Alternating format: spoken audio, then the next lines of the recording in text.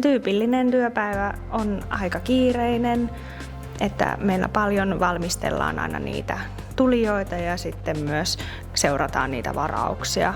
Et on silleen aika kiireistä, mutta on kyllä myös paljon erilaista tehtävää, että ei tule silleen tylsiä päiviä ollenkaan.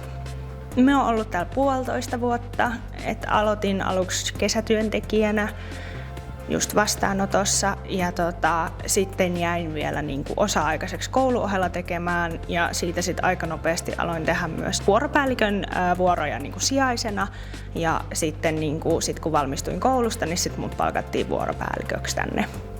Parasta tässä työssä niin on työkaverit ja sitten myös se, että jokainen päivä on erilainen. Meillä on yleensä tosi paljon sattuja tapahtuu ihan jokaisen vuoron aikana, että ei ole semmoista urautumista tullut kyllä ollenkaan.